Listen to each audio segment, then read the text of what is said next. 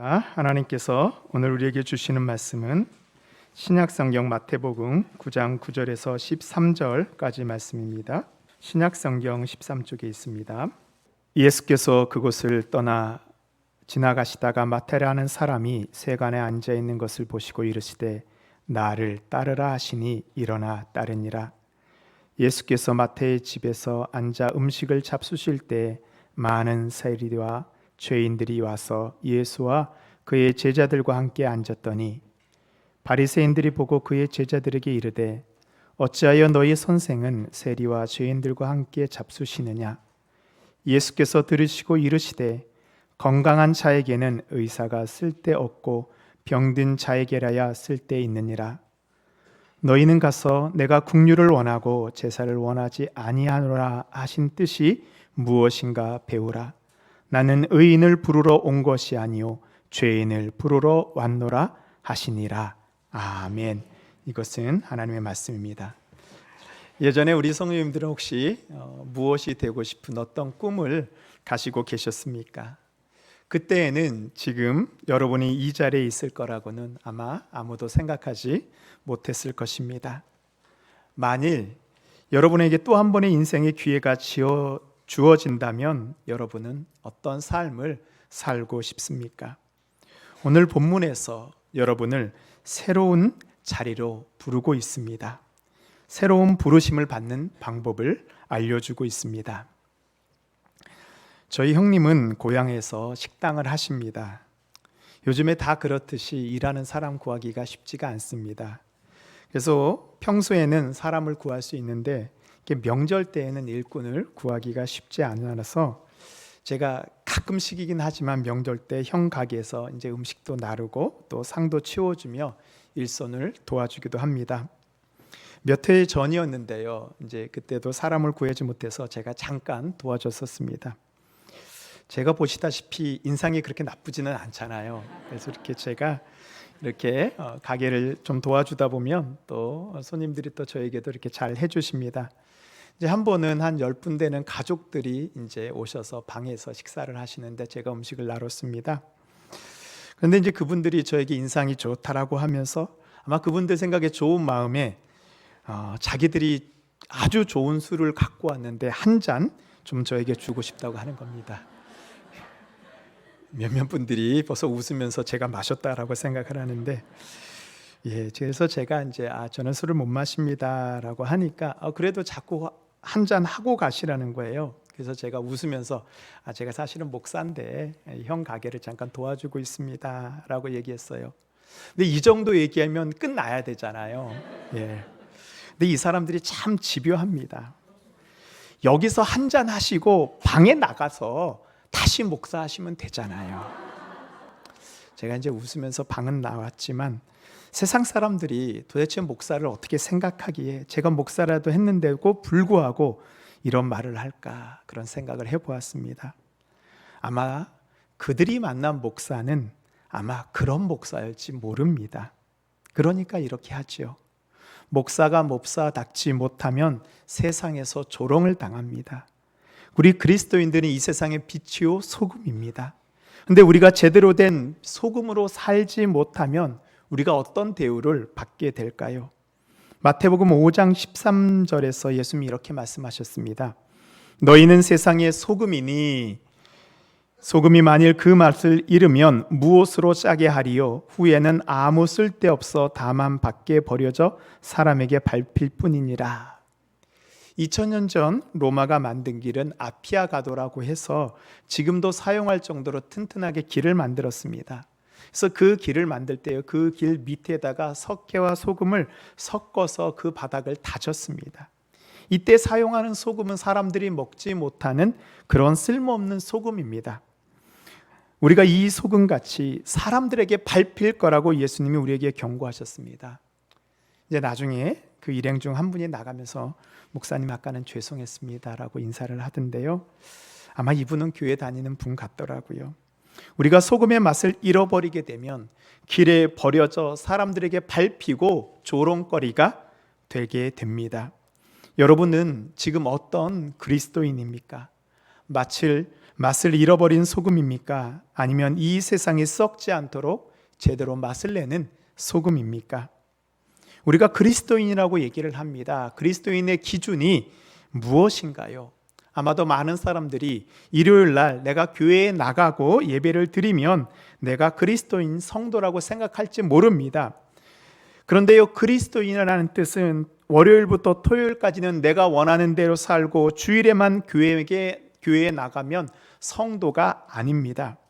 그리스도인의 뜻은 교회를 다니는 사람이 아닙니다. 그리스도를 따라가는 사람이 그리스도인입니다. 주일날만 주님을 따르는 것이 아니고 월요일부터 주일까지 동일하게 주님을 따라가야 됩니다. 그래서 이런 그리스도인의 삶을 우리는 코람데오라고 또 이야기를 합니다. 이 코람은 어디 앞에고요, 데오는 데오스, 하나님이란 뜻입니다. 즉 내가 하나님 앞에 사는 것, 하나님이 내 앞에 계시다라는 뜻입니다.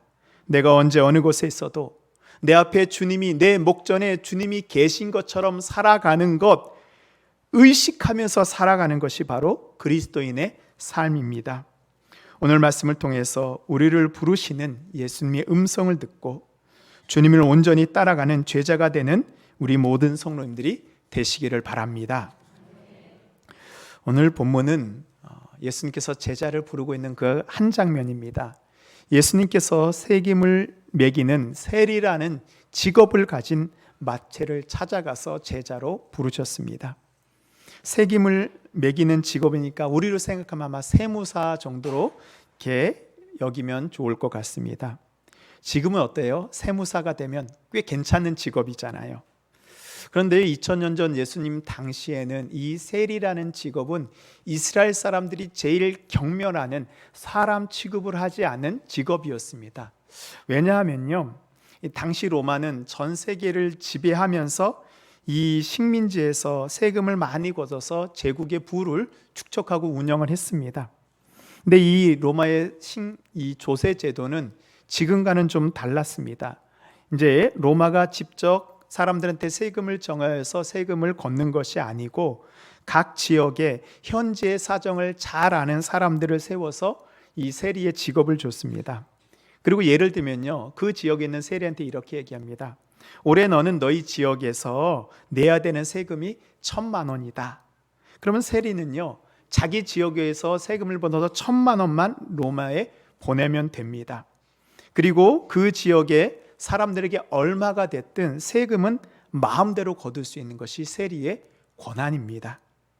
그리고 얼마를 거둬든 로마는 간섭하지 않습니다. 자신이 받아야 되는 그 세금만 받으면 됩니다. 그럼 세리가 그 지역에서 세금을 얼만큼 거둘까요? 로마에 내야 되는 1,000만 원만 거둘까요? 아니죠. 세리는 1,000만 원, 2,000만 원, 3,000만 원 세금을 매깁니다. 그리고 로마에 보내고 나서 남은 것은 다 자신의 것으로 축적을 합니다. 그런데 이 로마는 이 세리가 세금을 잘 거둘 수 있도록 특별한 권한을 주었는데요, 바로 군인을 데리고 가서 세금을 거둘 수 있게 하였습니다. 그래서 이 세리와 군인들은 함께 다니면서 세금을 내지 않는 사람들을 데려다가 겁을 주고 억지로 빼앗기도 하였습니다. 그렇게 거둔 세금을 세리와 군인들이 나누어 가졌습니다. 그래서 우리가 신약성경을 잘 볼 때 죄인이라고 표현할 때 꼭 들어가는 세 직업군이 나옵니다. 세리, 군인, 창기입니다. 세리는 돈이 많았지만 자신의 동족을 착취하여 부를 축적하였기 때문에 그 민족에서 사람 취급을 받지 못했습니다. 우리나라도 예전에 일제강점기 시절에 일본 정부에 붙었던 사람들을 매국노라고 취급하면서 우리가 상대하지 않은 것과 같은 것입니다. 이런 역사적 배경 속에서 예수님께서 성에 들어가시며 세관에 앉아있는, 세금을 매기고 걷는 그 자리에 앉아있는 마태를 보십니다. 9장 9절 말씀입니다. 예수께서 그곳을 떠나 지나시다가 마타레 하는 사람이 세관에 앉아있는 것을 보시고 이르시되 나를 따르라 하시니 일어나 따르니라. 첫 번째로 예수님은 우리의 삶의 자리에서 우리를 부르셨습니다. 신약 성경을 읽으면서 예수님께서 제자들을 어디서 만나고 부르시는 그곳을 살펴보면 놀라운 사실을 하나 발견하게 됩니다. 우리 다른 부분들을 좀 살펴보도록 하겠습니다. 먼저 예수님께서 시몬 베드로와 그의 친구 야고보, 요한을 그런 부르는 장소는 어디인가요? 누가복음 5장 2절에 보면요, 호숫가에 배 두 척이 있는 것을 보시니 어부들은 배에서 나와서 그물을 씻는지라. 예수께서 한 배에 오르시니 그 배는 시몬의 배라. 육지에서 조금 떼기를 청하시고 앉으사 배에서 무리를 가르치시더니, 예수님께서는 어부인 그들이 열심히 고기를 잡고 있는 그 배에 올라가셨습니다. 그물을 손질하고 물고기를 잡고 있는 그들의 직장 가운데 찾아가셨습니다. 오늘 주인공인 마태는 어디에서 부르셨나요? 마태가 일을 하고 있는, 세금을 매기고 있는 그 직장에서 마태를 부르고 계십니다. 만일 우리가 예수님이라면 이 제자들을 부르는 기준을 무엇으로 삼았을까요? 아마 저 같았으면요, 이 제자들이 회당에서 성경을 얼마나 열심히 공부하는지, 성경을 얼마나 알고 있는지를 아마 확인했을지도 모릅니다. 성전에 가서 얼마나 기도를 잘하는지, 제사를 잘 드리는지, 율법을 잘 지키며 살고 있는지를 평가해서 제자들을 선발했을 것입니다. 그런데 예수님께서는 제자들을 부르실 때 그런 것들을, 그런 기준들을 보시지 않았습니다. 그들의 가정, 직장, 일상 속으로 찾아가셨습니다. 눈에 보이는 거룩한 성전이나 회당이 아닌 제자들이 일하고 있는 그곳에서 주님의 말씀대로 온전히 살고 있는지를 보셨습니다. 성도 여러분, 주님이 우리를 찾아와 부르신다면 어디에서 부르실까요? 우리가 매일매일 살고 있는 그곳입니다. 우리가 먹고 자고 생활하는 가정이요, 출근하는 직장이요, 사람들을 만나는 장소요, 학생들은 공부하고 있는 학교입니다. 예수님은 교회에서만 우리를 부르시지 않습니다. 우리가 있는 그곳으로 찾아와 우리를 부르고 계십니다. 그곳이 어디라도 예수님의 부르심을 받을 수 있는 성도가 되어야 됩니다. 그래서 성도는 교회에서만 있을 때 성도가 아닙니다. 내가 있는 그 자리 어디라도 성도가 되어야 됩니다. 목사는 교회에 있을 때만 목사가 아닙니다. 어디에 가서도 목사가 되어야 됩니다. 그럼 왜 예수님께서 제자들을 성전에서 부르지 않았을까요? 이 성전은요, 거룩한 장소입니다. 성전에 와서 나쁜 짓을 하는 사람은 없습니다. 그래서 성전에 있으면요, 누구나 다 거룩한 척 하면서 살 수 있습니다. 그래서 예수님은 성전이 아닌 성전 밖에서, 성전 안과 성전 밖에서 동일한 삶을 살고 있는 사람들을 제자로 부르십니다. 그래서 제자의 삶은요, 성전 안이 아니고요, 성전 문을 나갈 때 시작됩니다. 우리가 예배가 끝나고 예배당 문을 나설 때 진정한 제자로서의 삶이 시작됩니다. 그래서 저는요, 이 예배를 끝나고 나아갈 때, 우리가 퇴장이라고 하잖아요. 저는 퇴장할 때가 제일 긴장이 됩니다. 내가 강단 위에서 말하고 선포했던 삶을 내가 저 예배당 문을 나가서도 동일하게 내가 살아낼 수 있는가? 우리의 삶의 장소가 성전처럼 특별하지 않아도, 거룩해 보이지 않아도 괜찮습니다. 주님은 그곳으로 우리를 찾아오십니다. 우리가 있는 그 장소에 주님이 오시면 우리가 제자로 부름받을 수 있는 것을 믿으시기 바랍니다. 우리가 이제 이 직업이라는 것을 영어로 이렇게 제가 검색을 해보니까 몇 가지가 나오더라고요. 보통 직업을 잡이라고 얘기하잖아요. 잡은 말 그대로 직업을 표현합니다. 또 워크라고도 합니다. 이것은 내가 하는 일을 얘기합니다. 또 캐리어라고도 얘기합니다. 이거는 우리 경력을 얘기하는 거죠. 그런데 이 직업을 검색하면 나오는 단어가 더 있는데요, 콜링입니다. 콜링이 뭐죠? 부르다, 부르심입니다. 왜 직업을 부르심이라고 했을까요? 바로 그것에 우리를 부르시는 하나님의 부르심이 있기 때문입니다. 또 직업을 보케이션이라고도 얘기합니다. 이 보케이션에는 사명이라는 뜻이 있습니다. 무슨 사명일까요? 하나님이 우리에게 주신 사명이 우리의 직업 속에 있는 거예요. 그래서 직업은요, 우리가 먹고 살기 위해서 일하는 것이 아닙니다. 호구지책이 아니에요. 하나님께서 나에게 주신 사명과 부르심의 장소가 바로 직업입니다. 제가 예전에 있던 교회에 함께 신앙생활 하시던 분이 계셨습니다. 이분의 직업은 중학교 보건 선생님입니다. 우리가 예전에 보건실 하면 그냥 몸이 아파서 가는 곳이라고 생각했는데요. 요즘에 우리 학생들은 보건실을 이제 자신들이 그냥 편하게 가는 곳이더라고요. 아파서 가기도 하고, 피곤해서 좀 쉬고 싶어서 가기도 하고, 고민이 있으면 보건선생님과 상담하러 가기도 하고, 이 아이들이 참새 방앗간처럼 들리는 것이 보건실입니다. 근데 이 보건선생님이 예전에는 혹시 정교조 아시죠? 예, 이렇게 정교조에 열심히 기도하는 운동권 선생님이었습니다. 근데 이 초창기 정교조의 목적은 학교다운 학교, 또한 아이들을 위한 학교를 만들기 위한 선생님들의 어떻게 보면 순수한 모임이었습니다.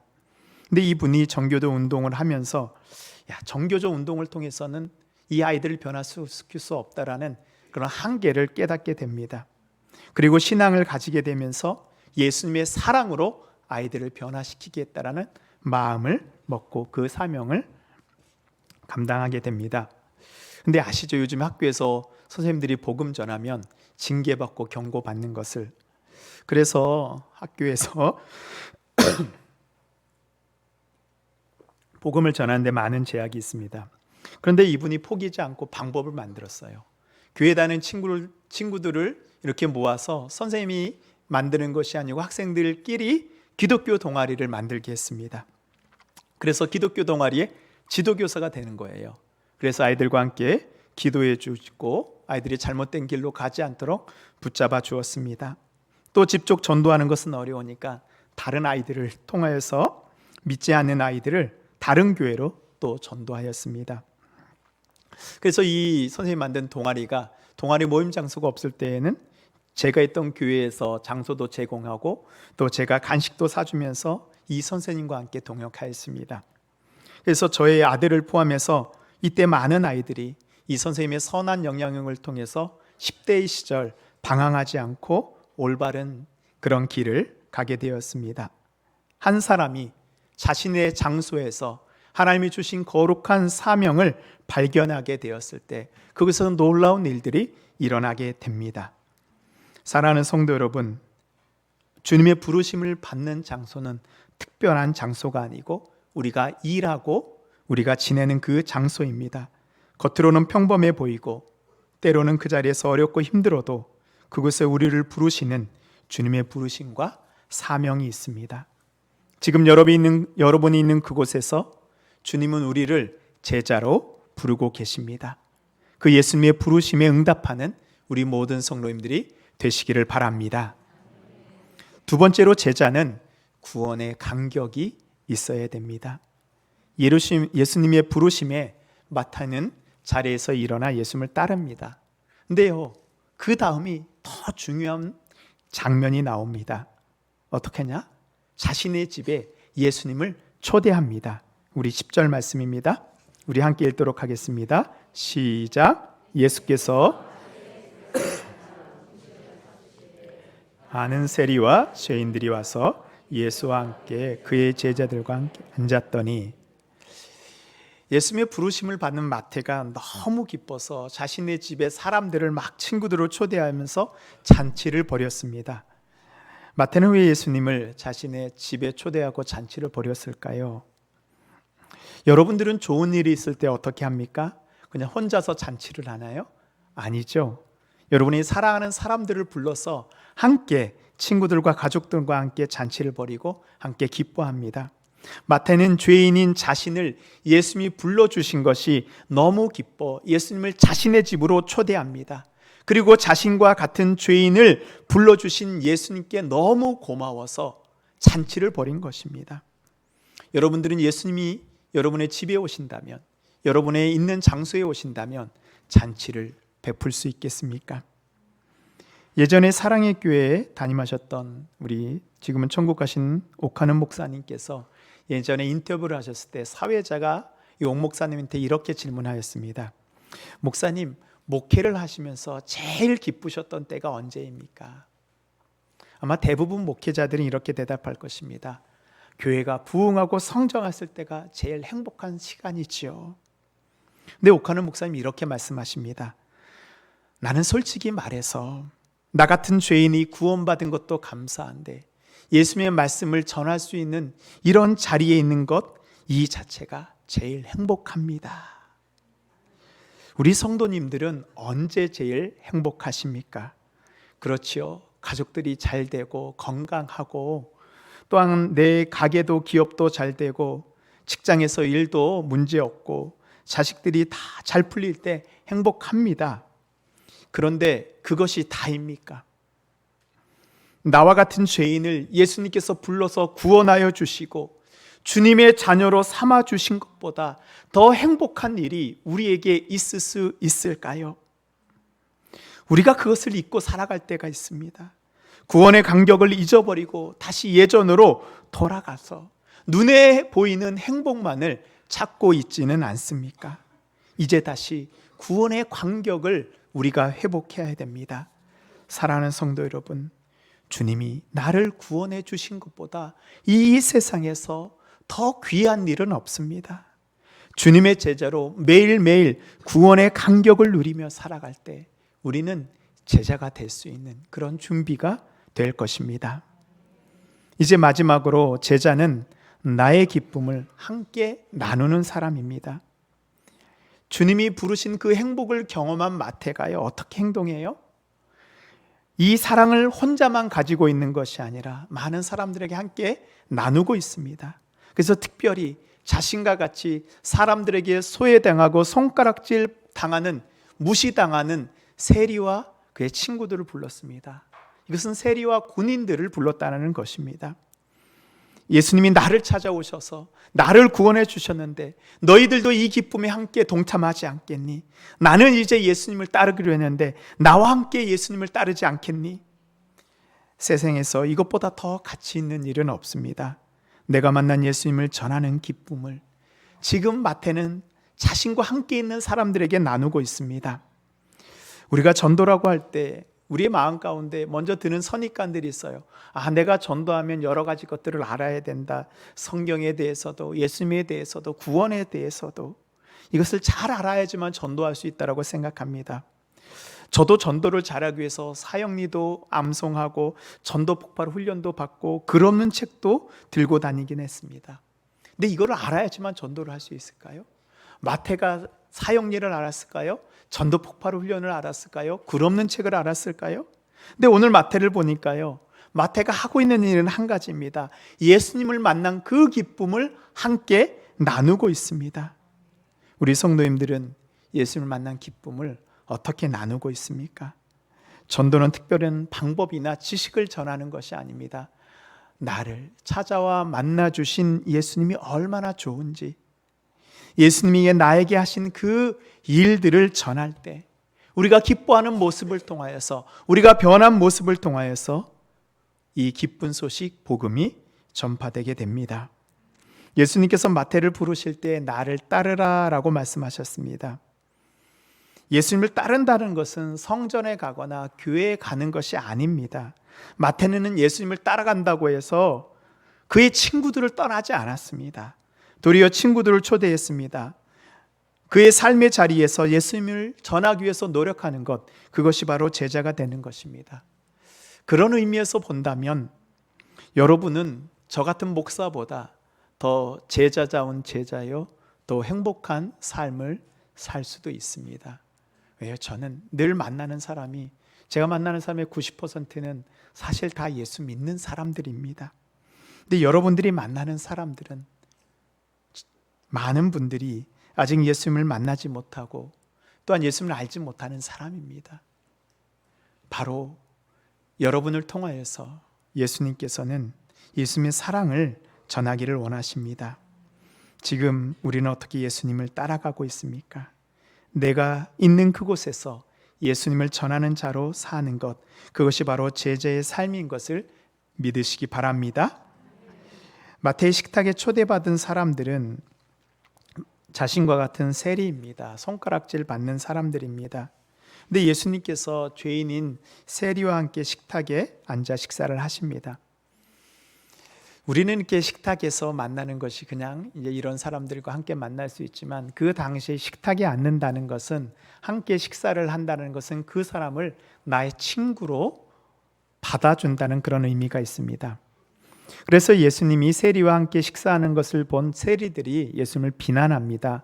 11절에 보면요, 바리새인들이 보고 그의 제자들에게 이르되 어찌하여 너희 선생은 세리와 죄인들과 함께 잡수시느냐. 예수는 어떻게 저런 죄인들과 함께, 그런 민족의 배신자인 세리와 군인들과 함께 예수님 식사할 수 있습니까? 당시 유대인의 규례에 따르면요, 이 죄인들과 함께 식사를 하면 자신도 부정해지기 때문에 함께 식탁에 앉지 않습니다. 혹시라도 내가 식사를 하다가 세리가 내 근처에 오게 되면요, 먹던 밥을 그만두고 딴 데로 나갑니다. 그렇게 철저했습니다. 그러자 예수님께서 바리새인들에게 호세아 6장 6절을 인용하면서 이렇게 말씀하십니다. 13절 말씀입니다. 너희는 가서 내가 국류를 원하고 제사를 원하지 아니하노라 하신 뜻이 무엇인지 배우라. 나는 의인을 부르러 온 것이 아니요 죄인을 부르러 왔노라 하시니라. 여기에서는요, 지금 두 가지 단어가 부딪히고 있습니다. 국률과 제사라는 단어입니다. 국률은 용서입니다. 근데 제사는요, 용서가 아닙니다. 그래서 그동안 우리가 이 신앙생활 하면서 이 국률과 제사가 서로 대립되는 단어로 많이 여겼습니다. 근데 원래요, 이 두 단어는 아주 가까운 단어입니다. 국률은 하나님의 성품입니다. 세상을 사랑하시고 용서하시는 하나님의 마음의 표현이 국률입니다. 그리고 제사는 하나님의 국률하심을 바라며 하나님을 만나기 위해서 나아가는 의식입니다. 즉 제사를 통해서 나를 용서해 주시는 하나님의 국률의 마음을 깨달아서 감사하고 하나님을 만나는 것이 바로 제사입니다. 예수님이 죄인인 세리들과 한 식탁에 앉은 것은 바로 이 하나님의 용서하신 국률하심을 그들에게 전하고 그들의 생명을 구원하는 것인데, 바리새인들은 이 예수님의 마음을 보지 못하고 예수님의 규례를 어긴 것만 지적하고 있습니다. 예수님은 나는 하나님의 마음인 국률을 원하고 외적인 제사를 원하지 않는다라고 말씀하셨습니다. 이것은 제사가 잘못되었다는 것이 아니고요, 우리에게 제사의 본질, 예배의 본질이 무엇인지 깨달으라는 말씀입니다. 제사를 아무리 잘 드려도, 아무리 규칙을 잘 지켜도 그 안에 본질 되시는 하나님의 마음이 없으면 그 제사를 받지 않으신다라고 말씀하고 있습니다. 이것은 오늘 예배를 드리고 있는 우리에게 중요한 시사점을 던져주고 있습니다. 우리의 신앙생활 대부분은 예배를 중심으로 이루어지고 있습니다. 그런데 예수님께서 지금 예배드리는 우리에게 질문을 던지고 있습니다. 예배를 드리면서 너희는 하나님의 뜻이 무엇인지 알고 구하고 있느냐? 우리가 외적으로 아무리 거룩하게 보이는 예배를 드려도 하나님의 뜻을 따르지 않고 그 뜻을 행하지 않는 예배는 예수님의 표현대로 한다면 나는 그런 예배를 거절한다, 받지 않겠다라고 말하십니다. 우리가 드리는 예배를 통해서 하나님의 마음을 깨닫고 순종해야 합니다. 나를 따라오라고 부르신 예수님께서 지금 예배 가운데 우리를 부르고 계십니다. 제자가 되는 것은 나의 자리에서 예수님의 국률을 함께 전하는 자입니다. 이것을 하나님께 올려드릴 때 우리는 최고의 예배를 올려드릴 수 있습니다. 우리의 교회도 마찬가지입니다. 하나님의 뜻을 구하지 않는 교회는 아무리 외적으로 화려하고 큰 교회라고 할지라도 하나님이 기뻐하시는 교회가 될 수 없습니다. 좀 부족해도, 좀 서툴러도 하나님의 뜻을 찾기 위해서 애쓰는 교회, 하나님의 뜻을 어떻게든 이루어 드리기 위해서 노력하는 교회가 하나님이 원하시는 바로 그 교회입니다. 사랑하는 성도 여러분, 이것을 위해서 우리는 마태가 죄인을 초대하여 한 식탁에 앉은 것 같이 이 세상에 예수님을 모르는 사람들을 나의 삶의 자리로 초대하여 주님의 은혜의 식탁을 나누는 것이 바로 제자이고 예배의 삶입니다. 이 일을 위해서 주님께서는 우리의 삶의 자리에서 저와 여러분을 주님의 제자로 부르셨습니다. 그 부르심에 응답하며 나아가는 우리 모든 성도님들, 주님의 제자들 되시기를 바랍니다. 아멘. 우리를 제자로 부르시는 예수님의 음성에 순종하여 이 세상에 나아가 주님의 제자 되는 우리 모든 성도님들 되시기를 바랍니다. 이제는 우리를 불러 제자 삼아 주신 예수 그리스도의 크신 은혜와 율법이 아닌 국률의 마음으로 우리를 바라보시는 아버지 하나님의 크신 사랑하심과 하나님의 뜻을 깨닫고 순종할 때 우리에게 힘을 주시는 성령님의 교통교제 역사 인도하심이 이제 우리의 삶의 자리에서 주님의 부르심을 따라 제자가 되어 하나님의 나라를 만들어가기로 다짐하는 주님의 모든 성도님들 머리 위에, 우리의 가정과 자녀 위에, 믿음의 기업과 일터와 직장과 학업 위에, 거룩한 믿음을 세우는 동신교회 위에 이제부터 영원토록 함께 하시기를 간절히 축원하옵나이다. 아멘.